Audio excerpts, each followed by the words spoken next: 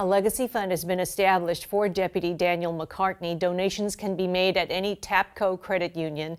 Pierce County Sheriff's Department says 100% of the donations go to his wife and his 3 young sons. And I want to add that Detective Ed Troyer did say that if you see any appeals on the internet, don't go for that. The only other legitimate donation can be made online to Crime Stoppers. And c.o.p.s credit unions. Correct. Walk into any c.o.p.s and you can donate. Hard to imagine what these families are going through and what the family of Deputy McCartney is going through, but we're going to go down that road right now with Ernie Barber. Ernie is joining us. He's the president of the board of c.o.p.s, which stands for Concern of Police Survivors, an organization that helps families of those who are killed in the line of duty. Mr. Barber, thanks for joining us today. Tell us exactly what is happening within these 24 hours of such a tragedy. Well, this particular case, I believe, has been going on in 2 directions, and now that they've satisfied one in catching the suspects, at the same time what would be happening would be a team would be meeting from the department with the family, and the family's wishes would they would clarify that so that they can move forward with the honors. What kind of decisions do the family have to make?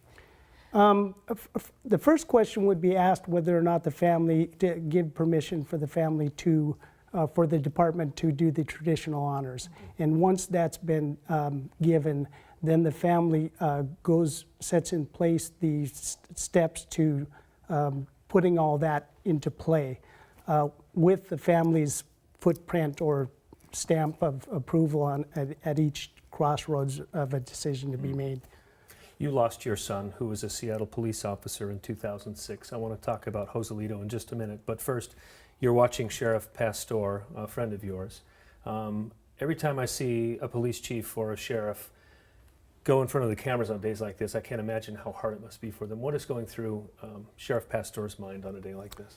Well, I would like to say that through my experience and the number of years that I've dealt with loss, Sheriff Pastor has been a tremendous support person for all of us in the law enforcement community, and especially us as surviving family members. So this is truly a sad day for us, and I feel it's really, we take this to heart because most of us know him very well, that he cares that much. What do officials do? What do they say and do that is good for the families to hear? What should the community say and do to make the families feel better?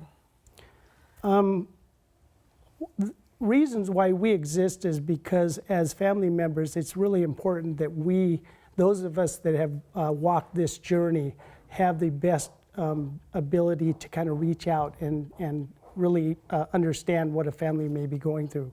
So it's important for us to be available when we are called upon, but at the same time not to place ourselves in the way of the things that need to be going on. So families' wishes are always being cared for in a very compassionate way.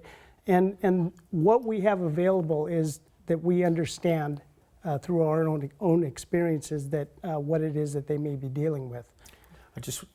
I'm sorry that we're almost out of time, but your son, Joselito, died, someone high on cocaine hit him with a car.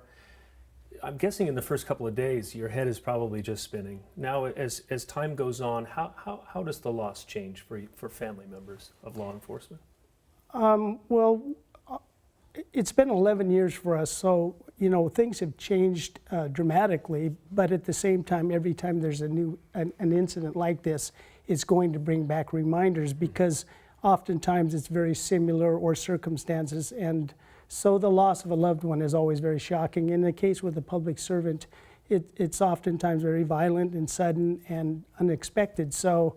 And since it is public, it's much more difficult as a family to sometimes seek the privacy that you may need in trying to deal with that initial, hours of the loss. We're grateful for the work that you do. Well, thank you. Thank you so much. Thank you very much, Ernie Barber, for joining us today. As we head to break, there are some pictures here we're going to show you of the fallen deputy, Daniel McCartney. You're watching King 5 News at 4, and we'll be right back.